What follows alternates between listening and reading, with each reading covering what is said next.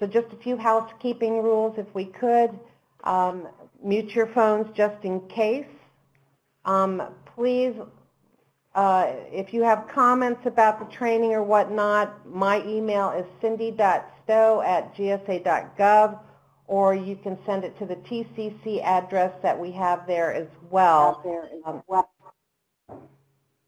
Our support team will be fielding those additional questions or comments that we had. So feel free to use that. So for today's topics, we're going to be talking about accommodating change within the EIS task orders. And Tim Herron, from PCO of EIS Contract, will be talking about this subject. And then we're going to have Micah Goodwin, who is with the Solutions Development Division. He's a telecom manager. And he's going to be talking about leveraging EIS for the new IT modernization effort that's going on. Again, it's going to be recorded.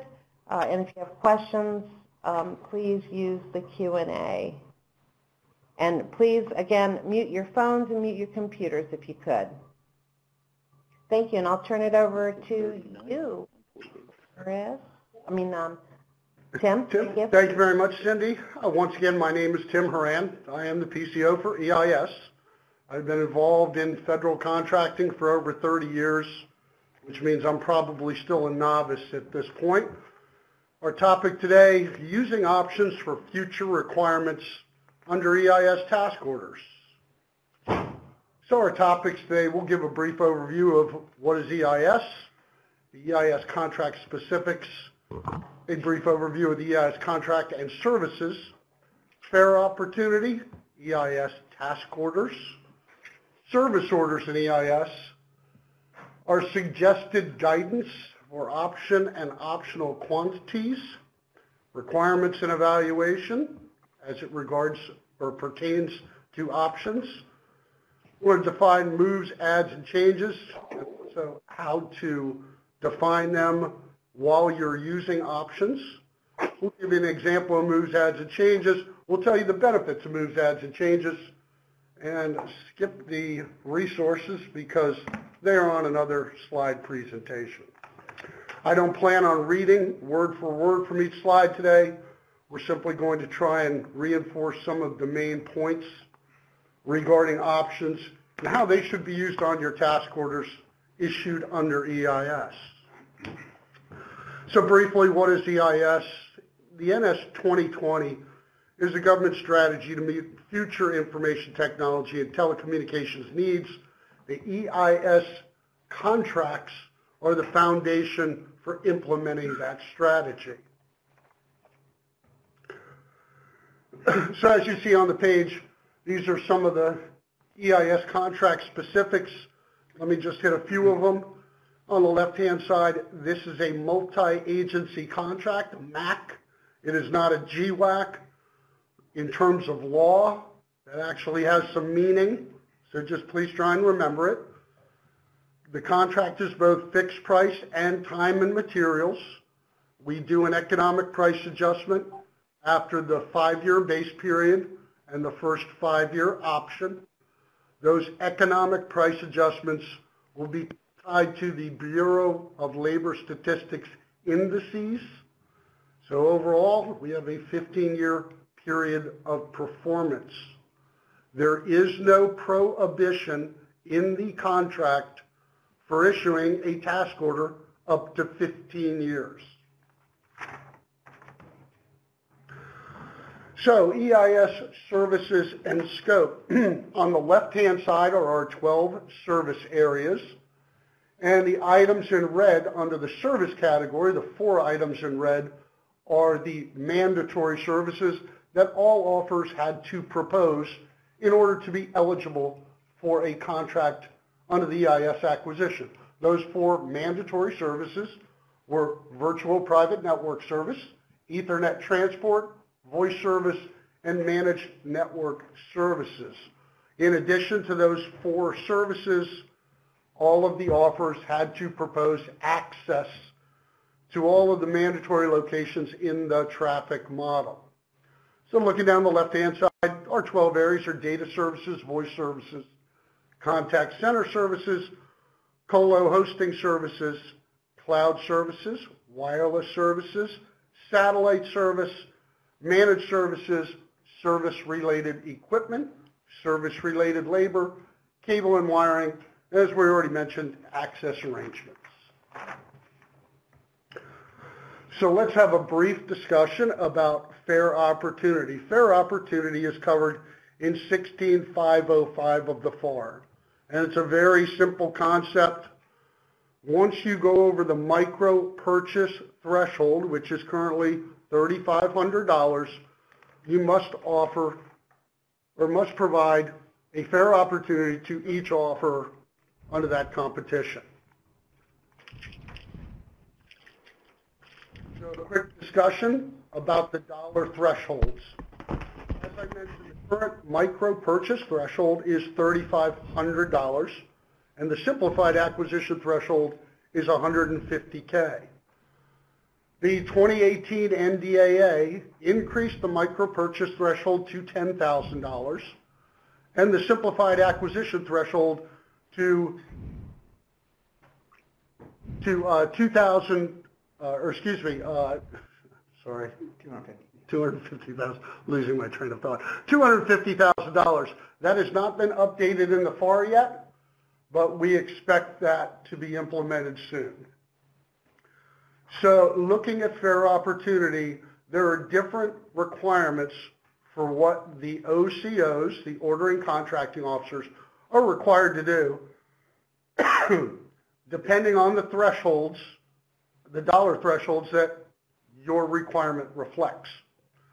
So in this case, for an acquisition above $3,500 and below $150,000, the contracting officer need not contact each of the multiple awardees under the contract before selecting an order awardee if the contracting officer has information available to ensure that each awardee is provided a fair opportunity to be considered for each order. So the threshold for what the OCO is required to do is very low. Excuse me. So looking at awards between the simplified acquisition threshold and below $5.5 million. You see now that you have two requirements that you must abide by before you can place an order with the successful awardee under fair opportunity. And last but not least, the last dollar threshold, orders exceeding $5.5 million. At a minimum, you need to do the 5 things listed. You need to give them a notice of your requirements. You need to give them a reasonable response period. You need to disclose your significant factors and sub-factors, including their relative importance. Where award is to be made on a best value basis, a written statement documenting the basis for award and the relative importance of quality and price or cost must be stated. Last but not least, you need to give everybody an opportunity for a post-award debriefing.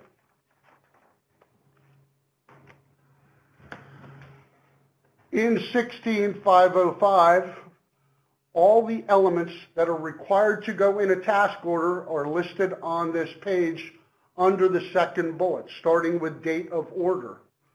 You must include all of those items in your task order. And once again, all services and all of the core-based statistical areas, CBSA, they must be on contract prior to awarding the task order.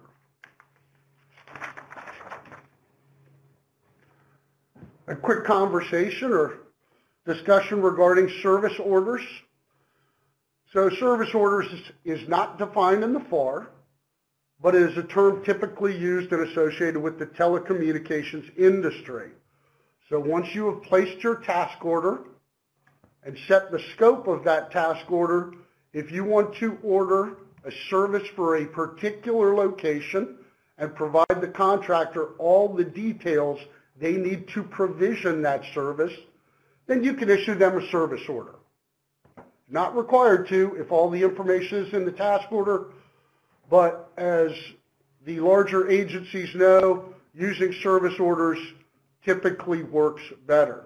Still does not change the fact that you must issue a fully funded task order prior to issuing any service orders.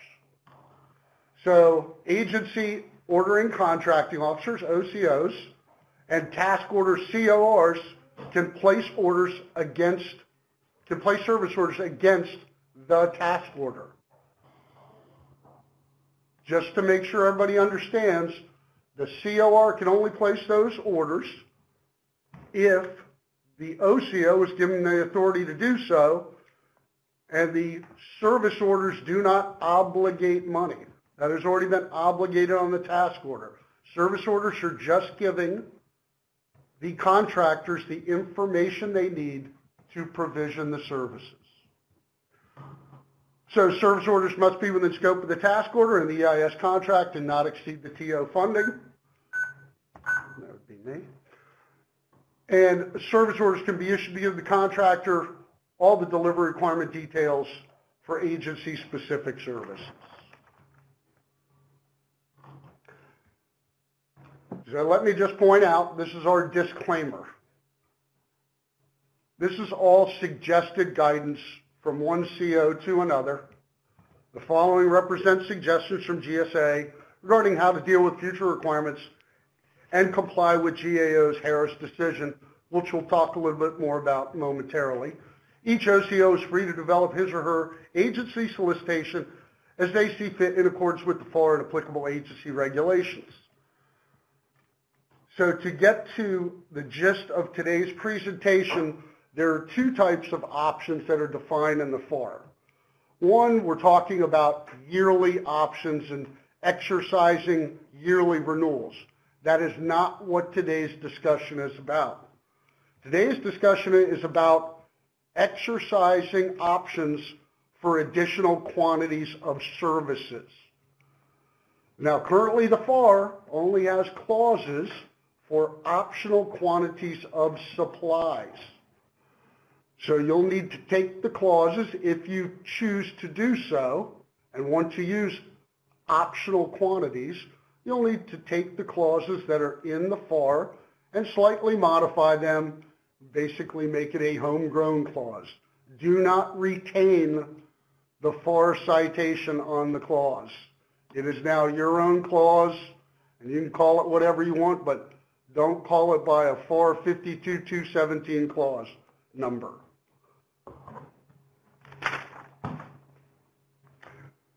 So as we mentioned, GAO issued a decision a couple of years ago that goes by the name of Harris, the Harris decision, because Harris was the plaintiff in the case against the FBI.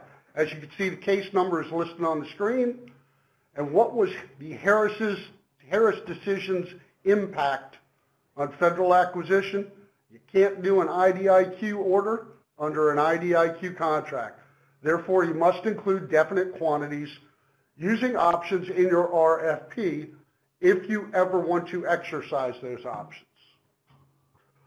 So you must include and evaluate your entire requirement. We all know that.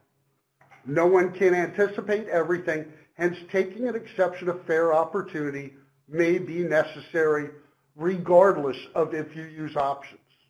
Once again, none of us has a crystal ball. We do our best to try and anticipate where the market is going and where your requirements are going. But there's always the possibility that you would need to take an exception.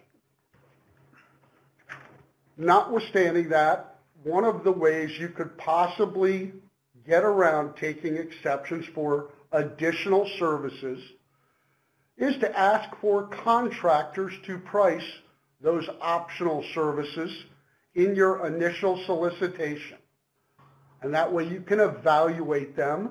You can include the price that they have proposed for those options in your total evaluated price. And that has a lot of benefits to it, as we'll see in the next couple slides.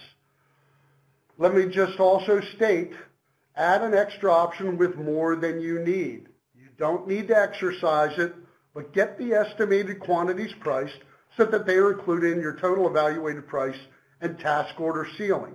That helps you avoid some problems down the road when you're administering your task order. And as I've stated, include the priced options in the total evaluated price. So some of the things you may want to use options for are moves, adds, and changes.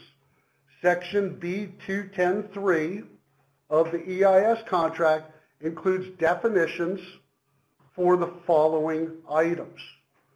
It includes NRC prices and the definition of what is initial installation and an outside move connected with an SRE. It includes the definition of an NRC for inside moves of an SRE at a fixed location, and includes the definition of an NRC for an on-site modification or upgrade of installed equipment at a fixed location. So if you know, for instance, Chris, can we move to the next slide? So as we indicated, request pricing in your solicitation for services defined on the previous page as applicable. And let's get down to an example. If your agency averages 1,000 inside moves per year, then inform the offers of this possibility and ask them to price it as an optional client, up to 1,500 moves per year to give yourself some extra quantity if you need to actually use it. Have them price up to 1,500 inside moves per year in their response and include the amount in your total evaluated price. Also, make it clear you are not required to exercise any option. And if you do exercise that option, you may order nothing, or you may order up to the maximum quantity of the option or anything in between, hence the term option. So let's talk about the benefits of using options for moves, adds, and changes, or anything else that you may have priced as an option.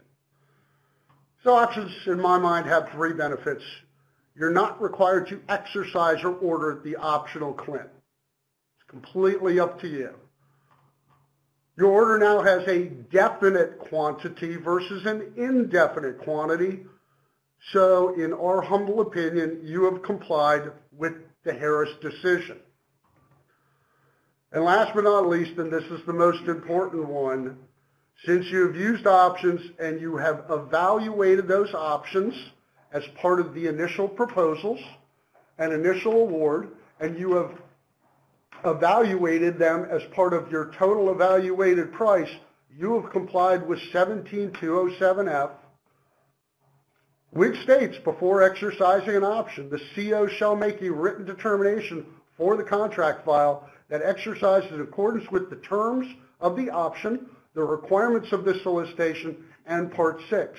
To satisfy the requirements of Part 6 regarding full and open competition, the option must have been evaluated as part of the initial competition and be exercisable at the amount specified in or reasonably determinable from the terms of the basic contract. In this case, substitute the word order for contract. Are there any questions?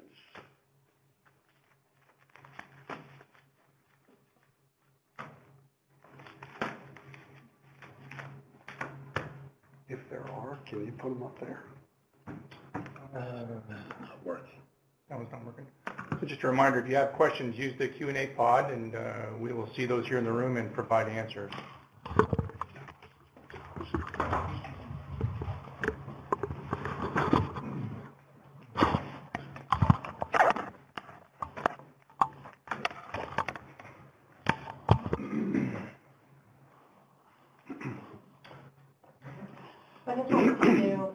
If there are any questions, like somebody thinks about a question, go ahead and post them, and then we will get an answer back to you following the session. That'll be perfect. More than happy to do that. Well, thank you very much, Tim. It doesn't look like we have any questions right now. I'm sure as people go into the process, they'll be working with agency managers and the teams to try to get them through the transition. You're welcome. For most COs that have dealt with optional quantities, none of this is This is a surprise to them. For those of you that haven't been a CO for long, you may think of some questions later. Once again, feel free to submit them in writing, and we'll provide answers. We did get one. To go back to slide 14 for a moment. I think we've got time for that, so we'll go back to slide 14. If it's from Jim Connors anymore. From Earl Friedman. I believe Earl was with the courts.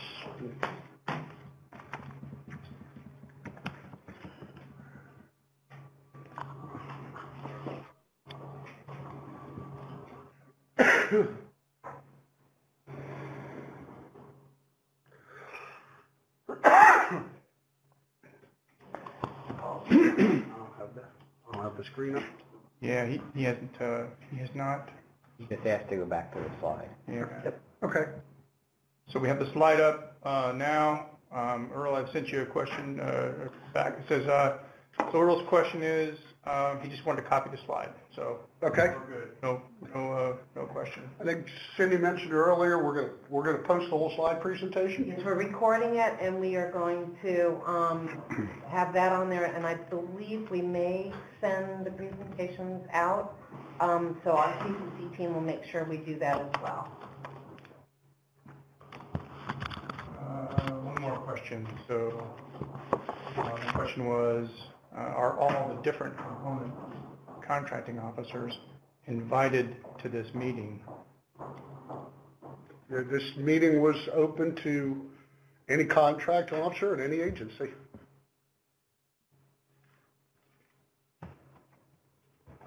And feel free, like when you do get the recording, if there are any contracting officers that did not get access to this or get the invite or whatever, share the link to the recording with them, because you'll get an email, I believe, that has the link to the recording.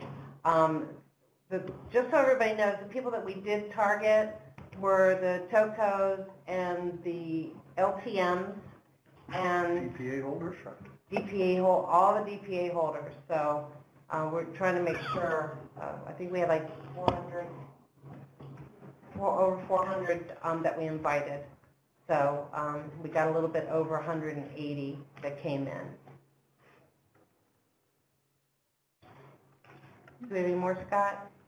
No, but just what I'm going to also send back is, if you're aware of someone who needs to be in these type of future trainings, I've just sent the answer back to the room. Send us an email at our group email address at eistccta@gsa.gov. Tell us who that person is, and we'll work to add them to the list.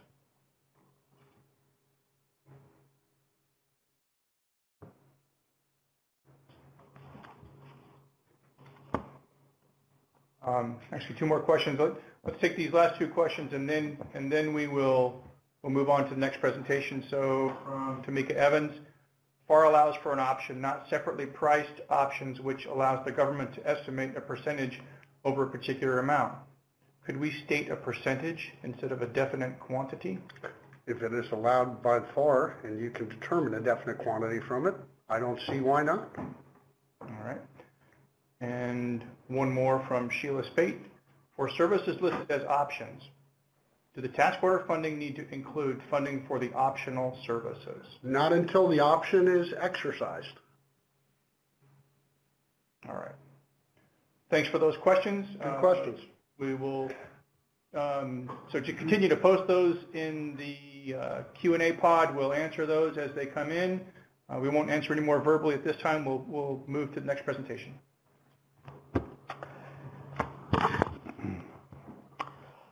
Hello, I'm Micah Goodwin. As Cindy mentioned, I work in Solutions Development Division under GSA's Office of Telecommunication Services. Among the many responsibilities in that division is to provide pricing and technical assistance for telecom IT procurements. I've been with GSA back since the old FTS 2000 contracts, if you remember those. So today's topic is to brief on IT modernization and talk about acquisition strategy as it relates to EIS. And I want to thank everybody for attending and their interest in this topic. Next slide. So these are sort of the agenda of the items we're going to go over. Tim went through a lot of the background and context, so I'm going to go through that quickly of the EIS contract.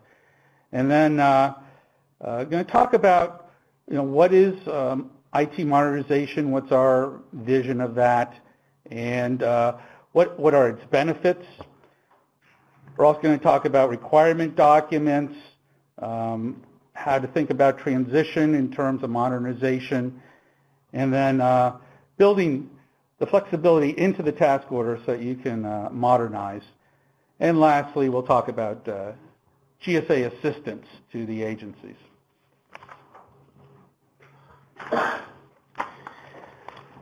So, networks replacing, I should say, networks with an X and WITS and the regional contracts, 15-year contract. There's 5 years of prices currently available on the contract. Your task order can go up to the full 15 years of prices if your agency allows that. There's a large mix of services, and there's more flexibility for the agency where they can, for example, create their own task order unique CLINs.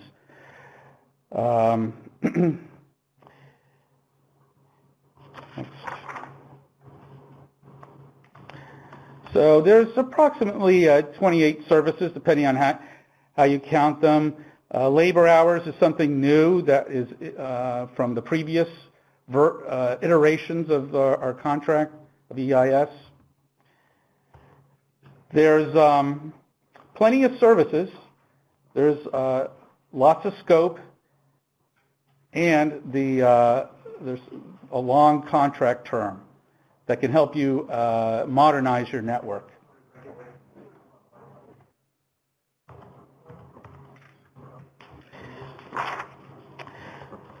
Yeah. So this is straight out of the Fair Opportunity Guide that's available on our websites. And I'm just going to point out a couple things. These are sort of the phases of acquisition. And one thing I want to highlight, it mentions compile, inventory,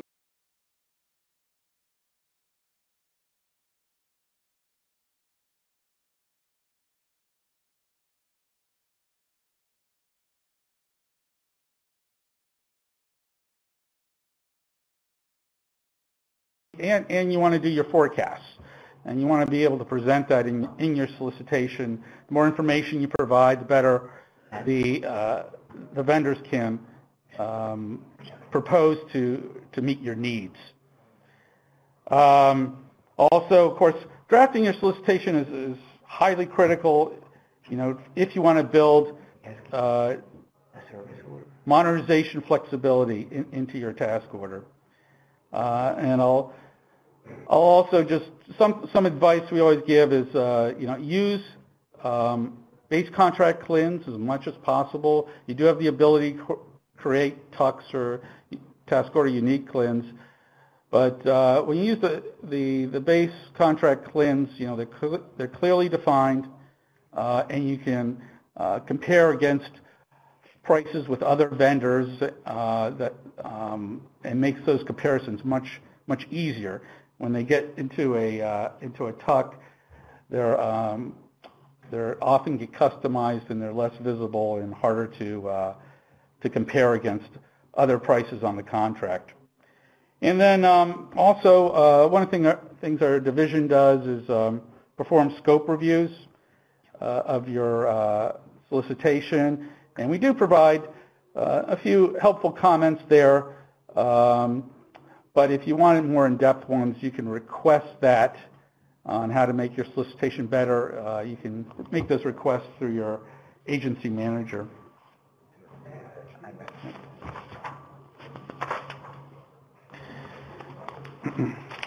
So IT decision makers operate in a complex environment for modern IT modernization. Our focus is going to be that dark blue box with the infrastructure priorities, which is going to help enable business applications and other priorities.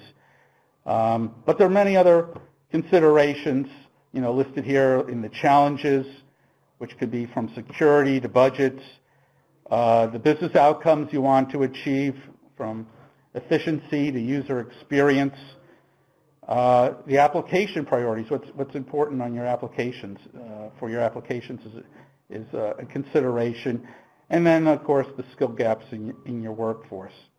But again, we're going to focus on the infrastructure priorities.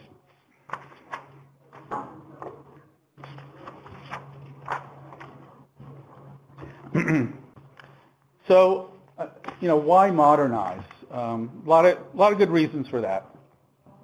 One is to increase your efficiency and productivity. We're going to talk about moving to sort of a centralized management of the network to implement policy rules and provisioning, and that's going to be more efficient and save on staffing. There's also a need to have an agile network, so meaning that you can manage the bandwidth on demand, that you can add users easily and quickly and not go through another procurement or some kind of ordering required to do that, to do things more dynamically. There's also the cost consideration. Investing in modernization could drive your costs down in a time where budgets are scarce.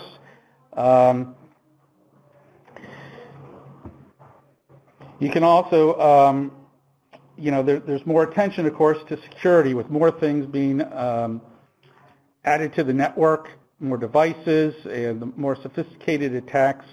There's a need to increase that security. We'll talk about like distributed security. And there's also a push, from the White House and OMB for modernization. Recently, the IT Modernization Report came out with their vision of the future for government IT environment.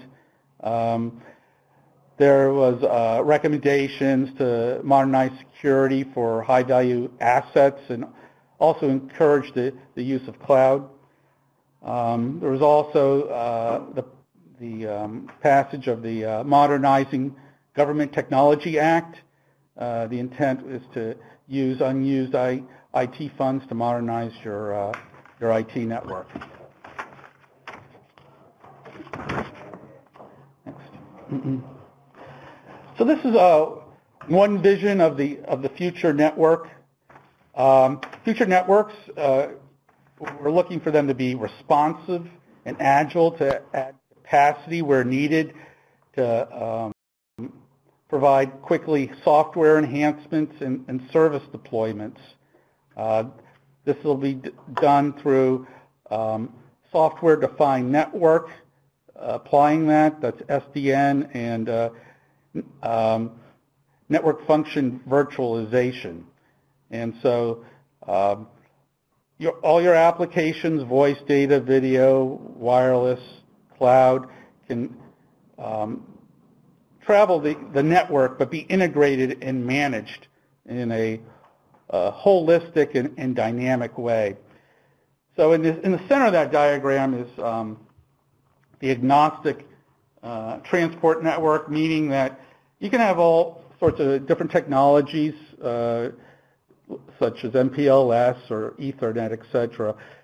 But with an SDN overlay, you can manage your network as if it's one. So it's sort of technology agnostic. And then on the left side with the agency site there, you can have a variety of access, types of access, from fiber, copper, wireless, etc. that will seamlessly work with the network. There's a white box there shown at the agency. This is to show that a white box meaning that the network elements are now software defined. In other words, you won't have separate components for firewall, for routing or switches. It will be just software in a generic box that can be used. And then from the SDN controller, updates to that box, patches, and new routing tables can be easily pushed to all your locations.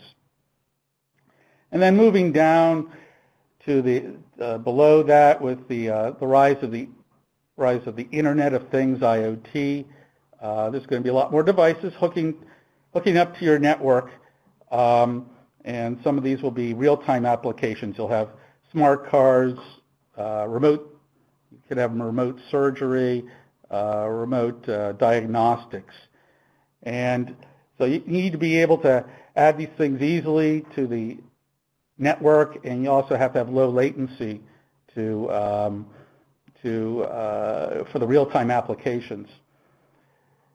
And then moving over to the lower right, that's the untethered workforce. This is where your workforce can have communications on any device and seamlessly have one interface and seamlessly go from one device to another and be able to work anywhere. They can be in the office or at another agency or mobile.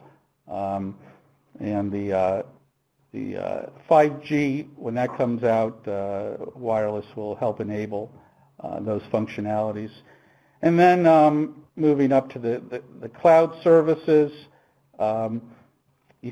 hybrid cloud, meaning you have both public and private clouds to provide the services. This is sort of outsourcing a lot of the network management and provisioning, through the cloud, and that will also seamlessly work with your network. You can also see there the green boxes, which represents security. Security has used to be where you just have security at the perimeter of your network, and once a user was through the security of the perimeter, they were a trusted entity. We know that doesn't work well today, so having pervasive security throughout your network will enable to watch for behaviors of users and ask for credentials, or if they start have aberrant behavior, you can shut them down.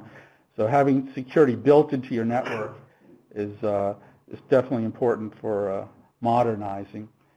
And then the block above shows sort of the SDN controller there, the guy at the little table there, from which he can add bandwidth. One of the things you can manage through this network are bandwidth at the application level. Instead of providing just providing fat pipes, for availability, you will actually real time be able to go up the stack and look at the applications and provide bandwidth on demand for your important applications or maybe your real-time applications and less bandwidth for the others.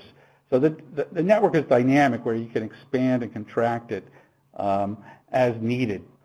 And there'll also be statistics gathered by this SDN plane, the control plane, where it'll be sort of self-learning and adapting to the activities on the network itself. Next.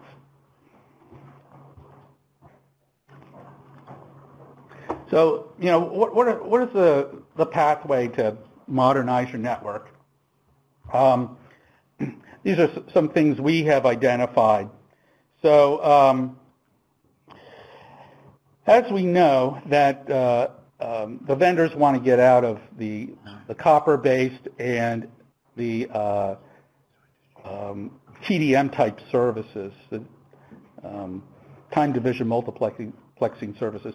We know that they want to get rid of them. They're raising prices on those out in the industry, and since EIS is a newer contract, you'll find that the prices are going to rise in comparison to networks for this legacy stuff. So starting to move over would be to modernize, would be looking at things such as voice over IP or unified communications, for example. Retire the low rate and TDM circuits and replace it with like broadband brand Ethernet, and also, where possible, look at IP solutions instead of the old TDM technology. And update your network. This is where you can start to think about providing that sort of network function virtualization.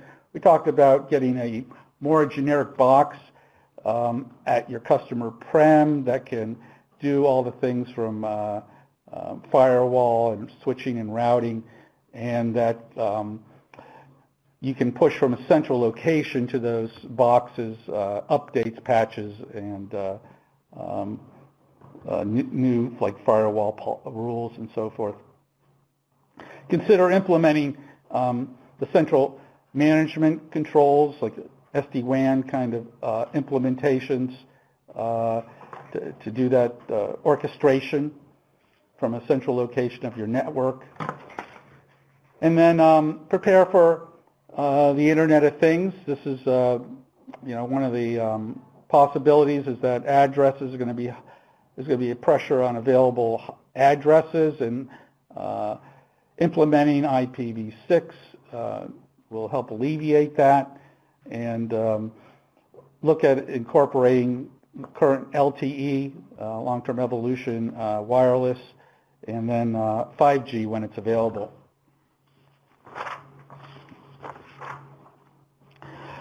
Also begin to consider cloud services, so public and private cloud type services, private being ones that are more specific to your requirements, and public ones being ones where there's shared users of that. And consider a cloud security for that, using a cloud security access broker where they can provide the connectivity, and also they can enforce your security policies. There's a rich suite of managed security services on EIS, and so consider using those. Also, you can increase your visibility of what's going on in the network with those previous items we mentioned as far as security is concerned. Apply risk-based security, in other words, the high-value assets, you can spend more time or more resources creating security for that. And then I want to mention that all these, we have a special relationship with DHS. We're sort of work in lockstep where they come up with recommendations, and we incorporate them into our services. That's one of the big benefits. And the TIC requirements will evolve as this SDN type environment becomes more prevalent.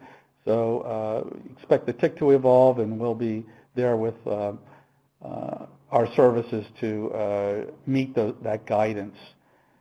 So all these things that I've mentioned here are either available on EIS now or are in scope of being on EIS.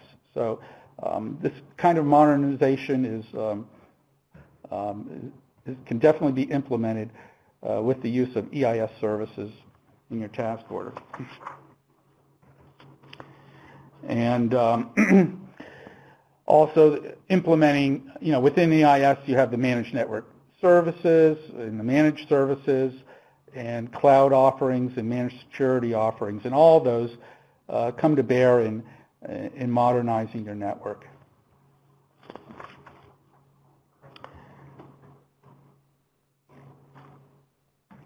So when it comes to modernizing, do you want to do a fair opportunity every time you want to modernize?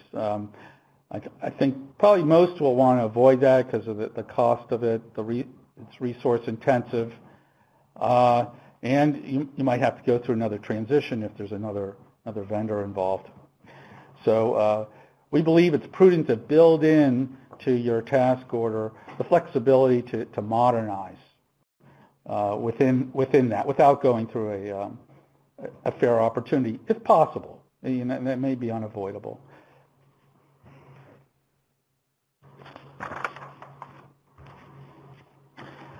So for discussion purposes, we created these stages of modernization. Now, modernization can't be done overnight, and breaking it up into stages and phases is a recommendation. And to perform these with options in your contract. So, it's a long contract, 15 years. You're probably going to sometime during that want to modernize. So we're recommending that you have these kinds of stages in mind and in your and reflected in your solicitation, whatever they are. You're going to have to develop your own. For here, we defined them as, stage one is to use more Ethernet, higher bandwidth, and start using voice over IP. The second one is to retire your old time division multiplexing and start using VoIP exclusively and introduce unified communications as a service. Stage three would be to start using cloud services, and we mentioned that the cloud access security broker to provide security along with the managed security services. And then, stage four would be the more advanced step of using a software-defined network, SDN and SD-WAN, and adoption of unified communications. So note that these steps here are overlapping. It's not done overnight. So there's stages to that. Next slide. So this is sort of, two examples of a phased approach. On the bottom there, it's the same stages we defined before on the previous slide. Now, in the first example, this is where you're going from. I noticed it's missing from the slide. The blue is on networks, and you're going through a transition over to the green, which is EIS. So in the first example, your current network, you probably have a lot of legacy. You may have a lot of legacy services, and when you transition, you may do some upgrades, like to move to Ethernet and consolidate bandwidth and things of that nature. But you also could have a sizable amount of legacy services there too, that cross over in the transition. So chances are you're going to want to modernize in the next several years. So again, we're recommending these options that you have built into your task order, where you can go from one stage to the next over time, every several years or however you want to define it. And then in example 2, maybe you're ambitious and you're going to do modernization 2 stages at once. So basically, stage 1 and 2 become your first, is how you're going to transition over. So so you might come over to EIS and have a fairly modern network, but given the length of the contract, there is going to come a time, might be 5 years or so, where you are going to want to modernize it. So in either case, whether you're moving over with a lot of legacy or you're moving over with a modernized network, you're going to want options to modernize further at some point in time.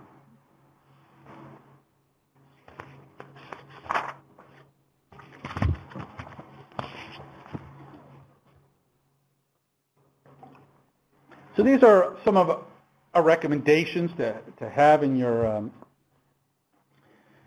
requirements, and that is to be sure that to have CLINs priced out, and Tim went over a lot of this, but to have your CLINs priced out and any service that you require. So beyond that, though, you want to consider your options in maybe going to a larger bandwidth and having optional CLINs that you may not use, but the vendors will need to propose to. So you might want to go to higher speeds, or you might want to consider additional features. Make them optional, but have them in the services that you're specifying in your solicitation. And of course, this includes future services. You want to have, maybe today you have switch voice, but you want to look at voice over IP. Well, have that voice over IP as an option in your contract with CLINs and quantities and so that you can have that there for your future modernization, and that's in scope of your task order. Also, look at any requirements that aren't that you require that may not be currently on the contract, and you want to document that and be sure that's in your solicitation so that the vendors can be sure to propose to that any gaps that you have there.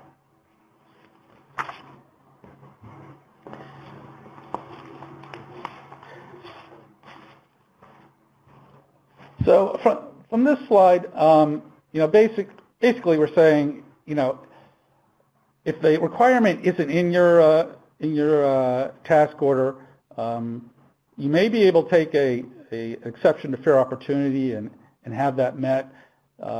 Maybe you can do that for, say, higher bandwidth of something you already have in place. But if you need a new service that you haven't specified, you may have to do another fair opportunity. So we discussed how to address that.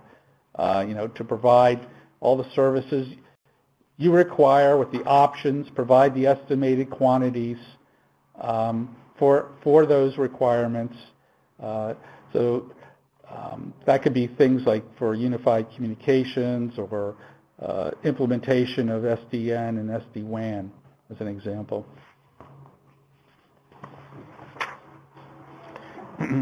So EIS, it's rich in services that can meet your needs for modernization. The scope is wide. Things that aren't currently available on contract can be easily added as it relates to telecommunications service, IT services, and of course there's a long performance period. Also, just want to emphasize that there's a lot of opportunities for cyber security modernization using the EIS contract. Our answer to TIC guidance is the MTIPS, Managed Trusted IP service, and that is unique to EIS, and it's also on its predecessor networks. We mentioned the managed security services that can be used as building blocks to build a secure environment. There's security for cloud-based services, and also suppliers can, if required, can provide SOC as a service, Security Operations Center as a service. So we're now going to talk about requirements documents. So these are just definitions out of the FAR on the statement of work, the performance work statement, and the statement of objectives. Next.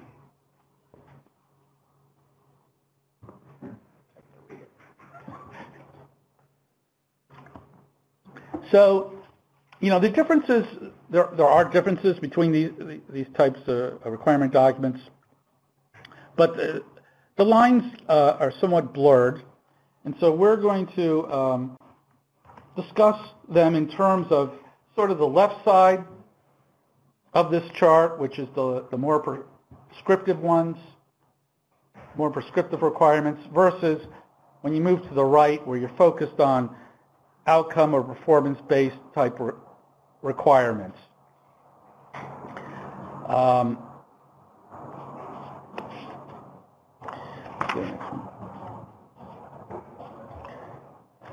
So let's talk about the prescriptive side first.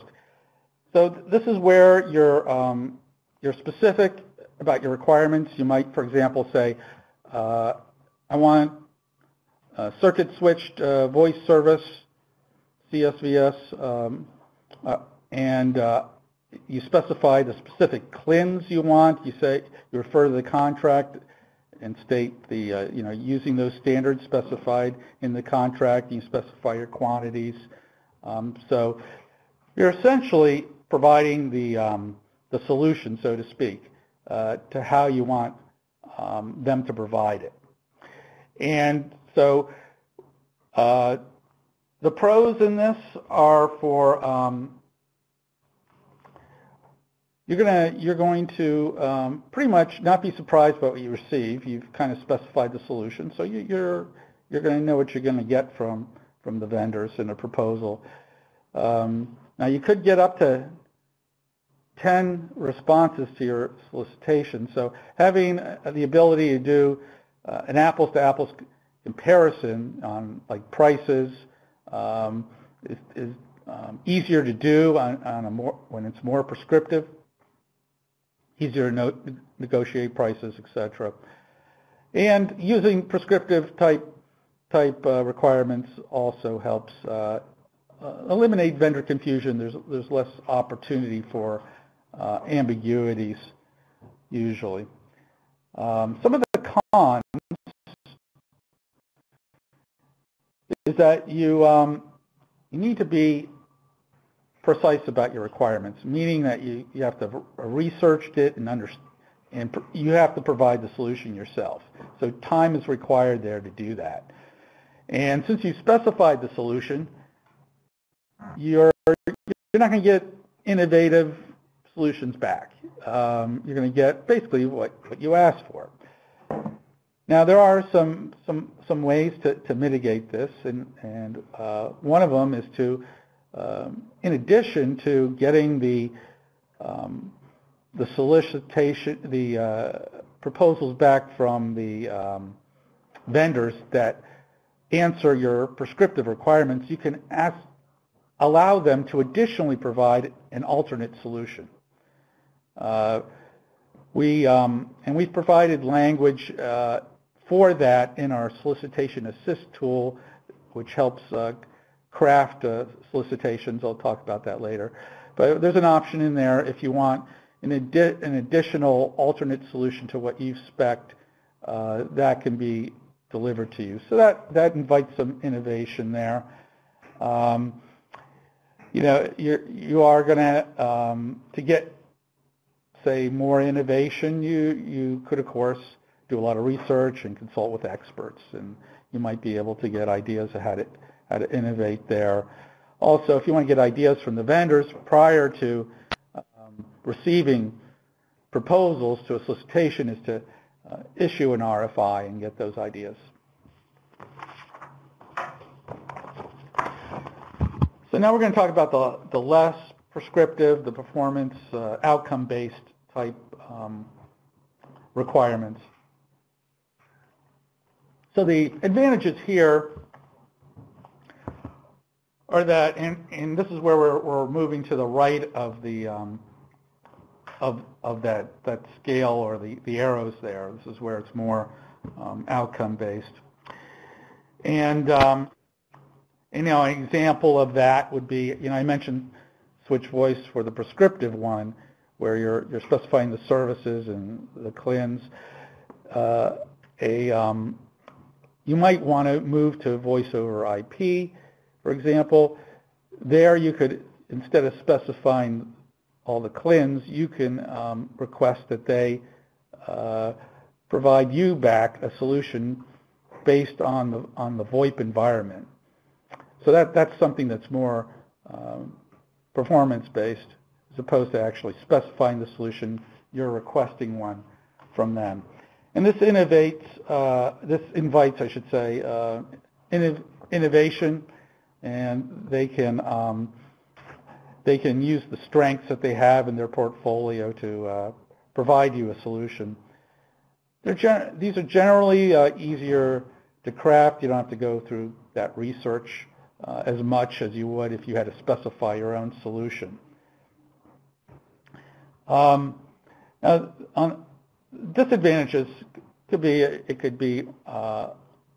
take longer. You can get up to 10 very different solutions back from the vendors, and to understand those and to be able to compare prices could be quite difficult if the solutions are very, very different. It's possible you may not get something exactly what you really expected to get back. So some of the mitigation there is to you're going to have a strong technical price team to do the evaluation on that for those type of requirements, and allow for more time for discussions to understand the solutions. We had a case with a particular agency where they had a protest on one of their fair opportunities. This is on networks, of course. And so they had a couple of protests, and one of the things was that they got very different solutions back, and they were difficult to understand. And as we took the time, and they really hadn't allowed time in their schedule to discuss it with the vendors, and by working with them and providing, one of the things we did was help provide a much clearer price template for them. They were able to successfully perform a fair opportunity after that. So those are some of the considerations. So, sort of as a summary statement, for prescriptive requirements, they take more time up front to create, but it's going to make for an easier evaluation. And for when you're less prescriptive, more performance or outcome based, less time up front perhaps, but you're going to spend the time in the evaluation phase of the procurement. So it could be a wash in terms of which one is going to be faster than the other.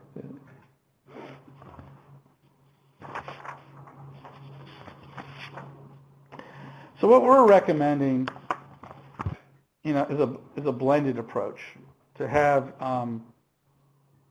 prescriptive language for those things that you have a high degree of confidence that you want. And this will probably generally be items in the near term. It's harder to predict the future the farther you go out. So, and this will ensure a mostly apples-to-apples comparison, and you'll have relative certainty. You won't get surprised from what you get back for those items that you're certain that you need. Now for the more future items, things that you're less confident in what you require, this is where you can use the more outcome-based requirements. So here you might consider that for the future options that we discussed. And you'll get more innovative solutions back, but also they can do the work. You know, you can ask for a performance work statement back from them after you specified what kind of outcomes you want. They can turn around and send that back to you. So although it's this might make for a more complex evaluation or drafting and evaluation, it will help incorporate modernization, the flexibility into your task order. So that's our recommendation, that you'll achieve better results if you do this.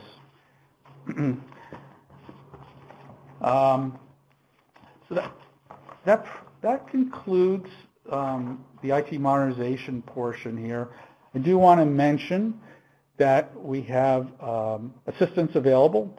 I mentioned the Solicitation Assist tool. This is a tool that is expert-driven. You make an appointment through your agency manager, and the team will come out and meet with you, capture requirements on our tool, and at the end of the session, you'll have a Word document that provides about 80%, roughly 80% of what you need in a solicitation, and then the Word document is given to you to make any other customized changes that you need to. Also, I want to mention the pricers that are available. There's a public pricer, and then there's a private, or what we call agency pricer.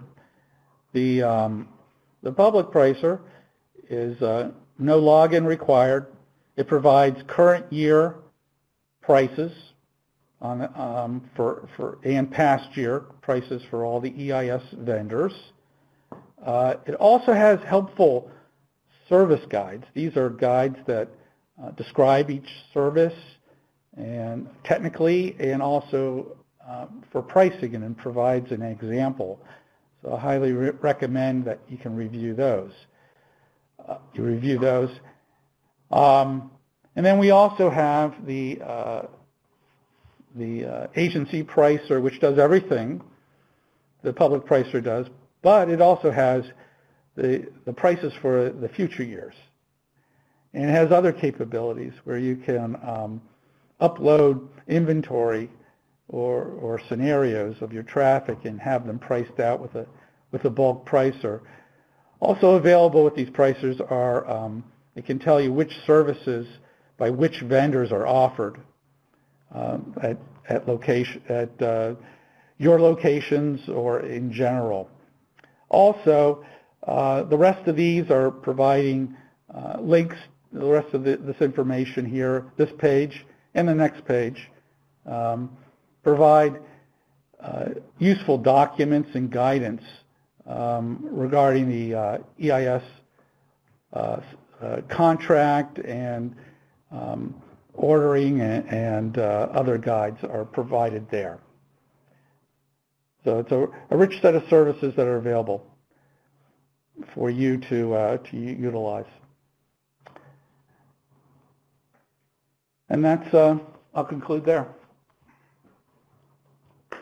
Okay, so thank you very much, Micah. Thanks for monitoring the questions.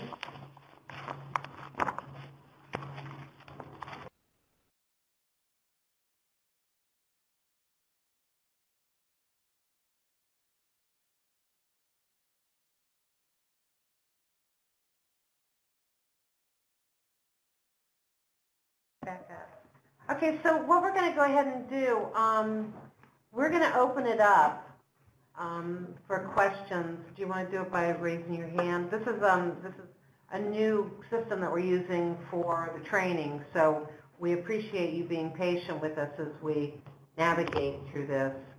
But if anybody has a question, the line is open. We have Tim and Micah still both here, so. And both the slides and the recording will be available, and we'll send those out.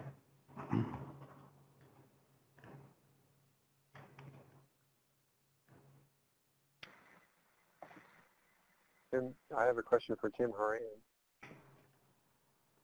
This wouldn't happen to be Jim Soltis, would it? It is. I have no answer. What can I do for you, Jim? So if an agency wants to price, like given they want to do 15-year period of performance, but they think the vendors are only going to be able to provide pricing for 10 years, and it's really a guessing game after that. Is it okay to just ask for 10 years of pricing and say, we'll negotiate the last 5 years in a prescribed manner, or do you have to ask for all 15 years of pricing? My opinion, based on the language in the FAR, I feel like in order to exercise an option for any period, you have to ask for the pricing and evaluate the pricing. You may be able to work something into the language of your solicitation that says the pricing for the last 5 years or the last period will be also based on some type of indices. The FAR includes some language. I believe the words are, if the price can be determined in some manner. That might be an option to look into. But overall, my stock answer is usually you need to get the pricing and you need to evaluate it up front in order to stay within the four corners of the FAR. You mentioned that the FAR has some language. Can you provide a cite for that? So if you're looking at the two clauses in the FAR, one is 52-217-6 and 7. And as I indicated, those are only for supplies. So you need to take those clauses, change them so they're applicable to services, and then give them your own numbers. Don't use FAR numbering. Did that answer your question? My question was in response to the comment you gave to the gentleman before me, where you indicated that he would need to evaluate ahead of time. And you cited a FAR reference related to that. Yes, I can. 15207. Or excuse me, 17207. I'm having problems with my numbers today, folks.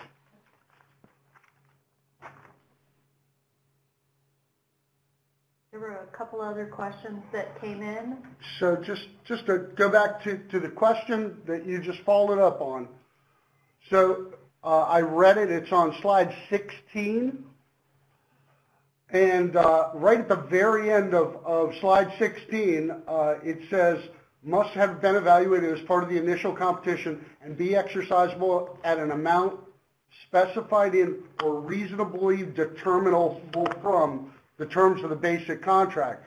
So a really great example of that is what we did on EIS. Well, we could not ask, for obvious reasons, for 15 years of fixed prices.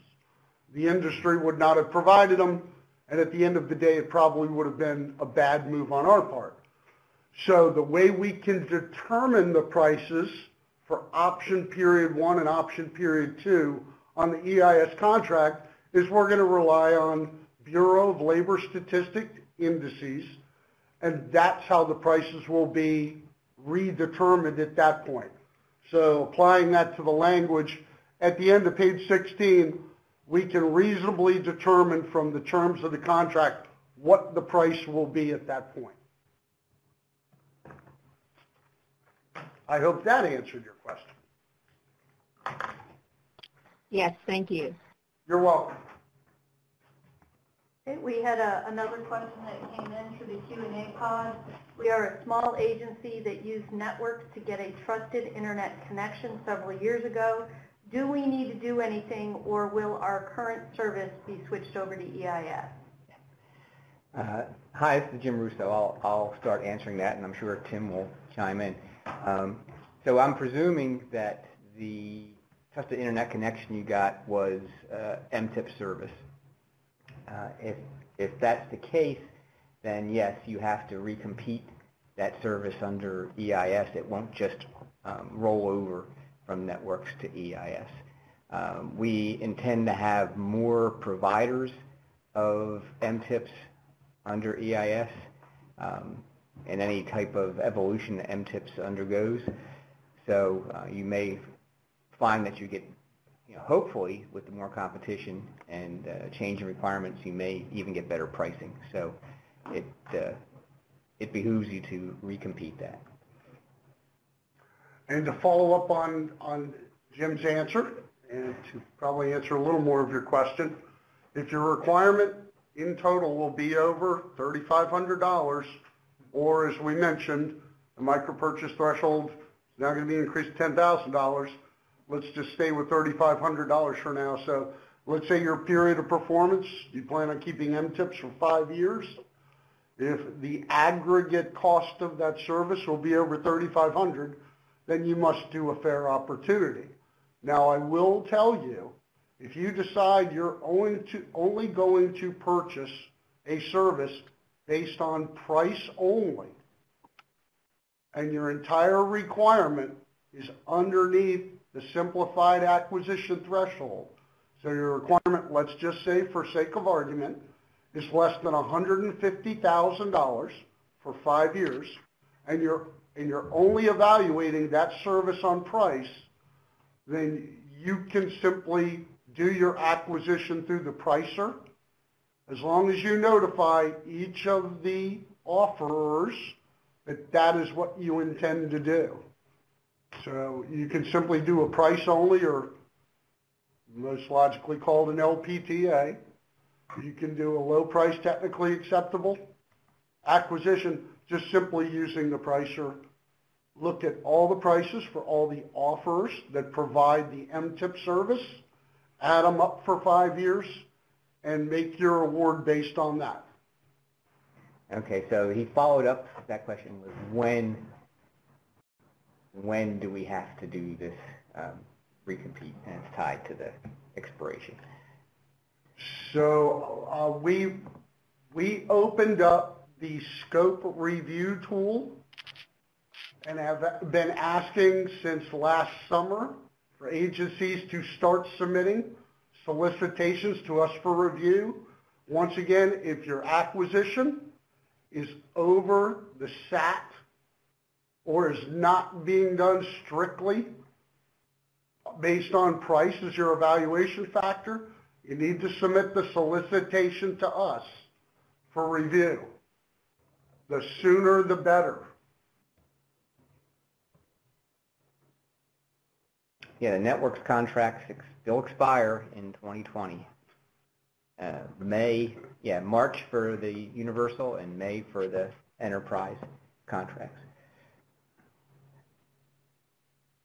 Okay, but to follow up on Jim's point, once again, let's say your current incumbent vendor is AT&T, and you do a price only, just for the sake of argument, and another vendor ends up having a lower price, and you end up making award to them, you need to build in all your time to transition the services you are purchasing. Okay, there was another question that came through. Are there any plans to offer any collaboration services like GoToWebinar, GoToMeeting, Adobe Connect, Skype? Okay, that would fall under our web conferencing services that we have, and there's quite a bit of flexibility under those. It depends on, it will then depend on our industry partners to offer and price each of those under web conferencing, but they can certainly do that. It depends on the application as to whether or not you have to be a little careful there in how you're going to use some of those tools. being mindful of cybersecurity vulnerabilities. But otherwise, they're certainly within scope of the contract.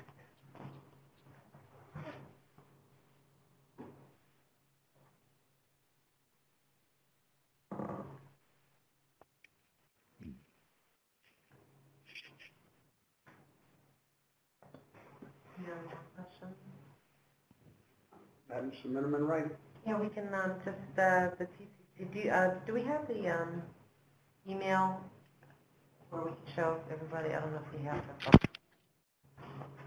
that. Okay, it appears there's no more questions. If you do think of questions, we do have our TCC team.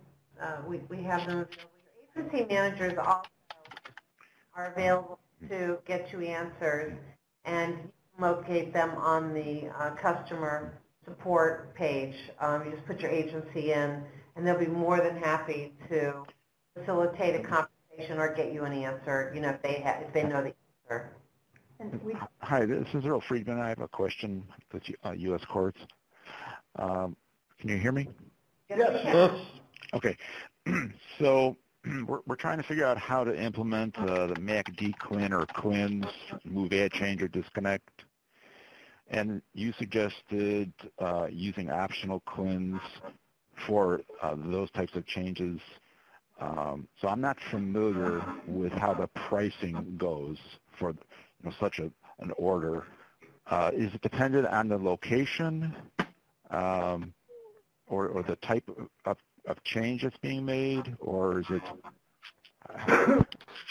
So, Earl, this is Tim Herron. This question was also somewhat asked in the background. It's like, well, what do you do about place of performance if it's always changing? That's a very tough question to answer. You just simply need to make your best guess. But let's take GSA, for example. We know we'll be occupying the building at 1800 for the foreseeable future, and therefore we could ask them to price all the moves, adds, and changes within this building as they are defined right now, I believe, in the contract, because it's in a fixed location or on premises. But if you're talking about where you're going to be switching buildings, I think we have 2,000 different locations. So. That is a much tougher situation. And I'll be the first one to say you need to just simply try and provide as much information to them and see what the vendors come back with. See if the offerers and the government can work out a solution to these types of issues that may trip you up later in contract administration. Yeah, it's a very sticky problem. I couldn't agree more. We had a question as well. Thank you. Thanks, Tim. You're welcome, Earl. Within DOL, we have many office building address relocations each year.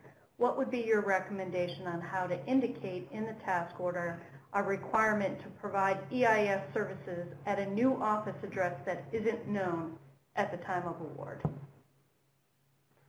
I'm not sure if I even have a recommendation at this point.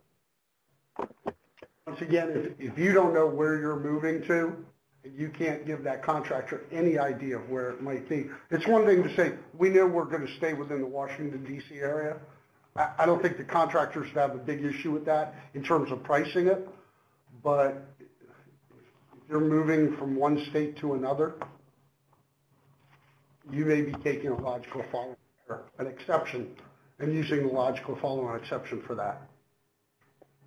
And this is Natalie Akels with FEMA, and we are in the same predicament because we never know where our disaster field offices are going to be established in the time of a response and recovery effort.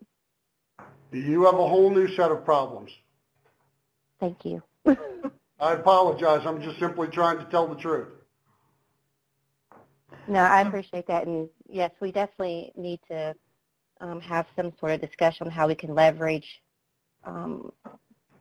the statement of work and solicitation to help us with follow-on, because during disaster times we cannot be doing fair opportunity every time. Are they working with their agency manager right now? I don't think We just want to have a quick sidebar here. We're going to put you on mute for just one moment.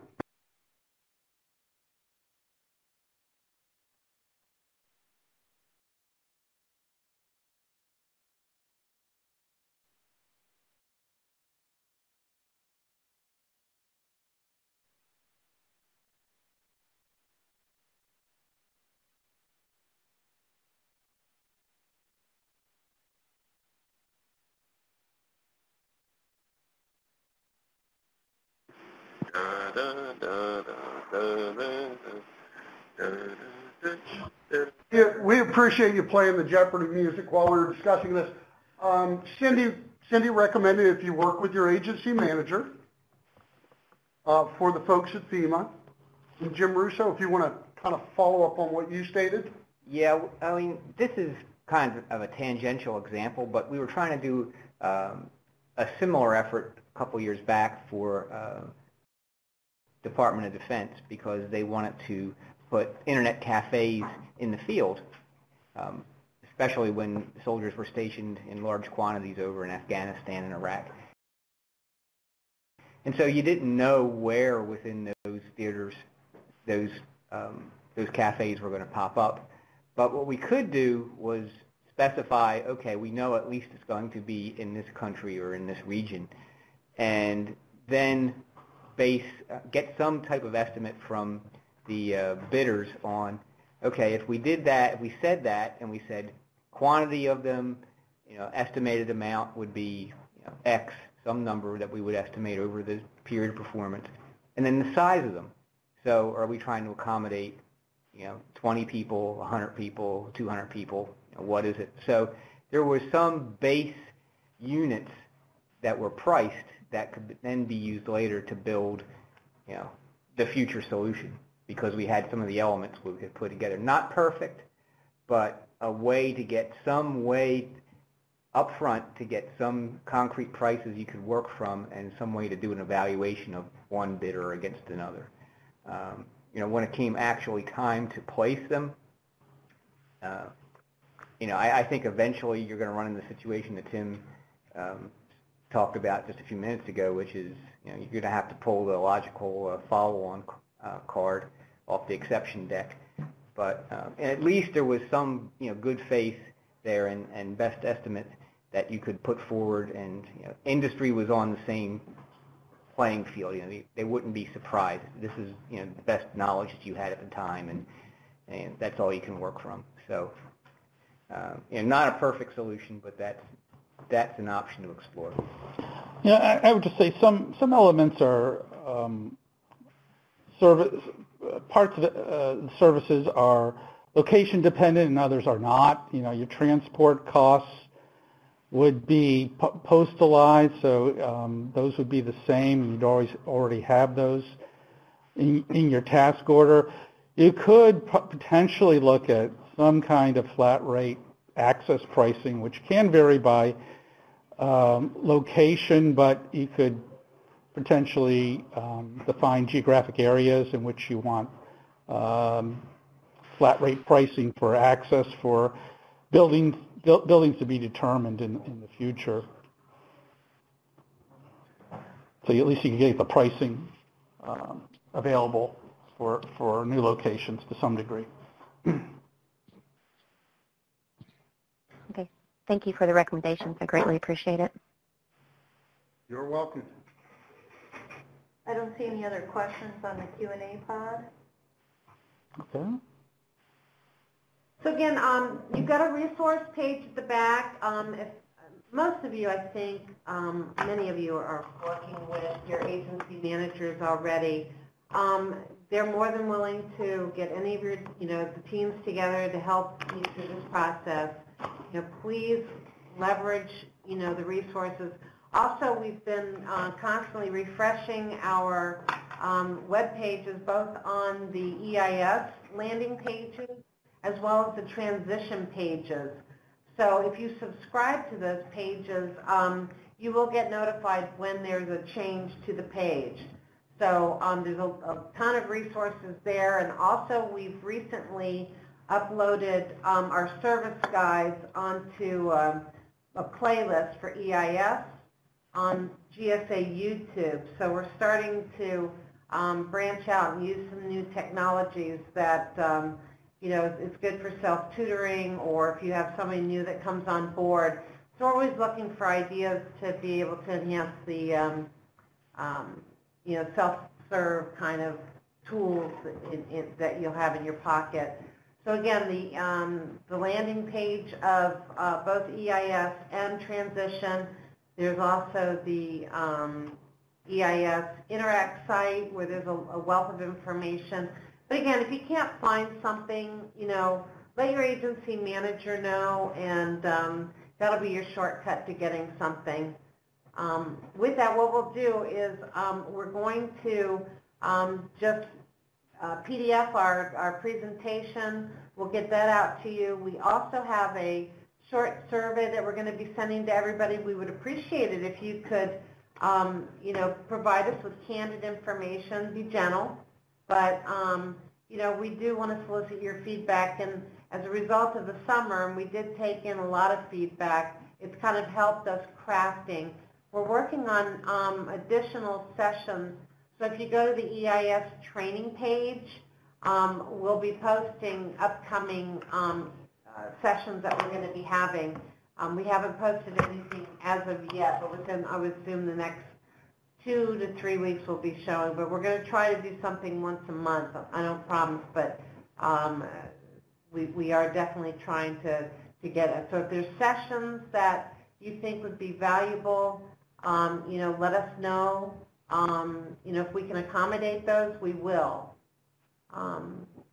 So with that, I'd like to thank both Tim and Micah for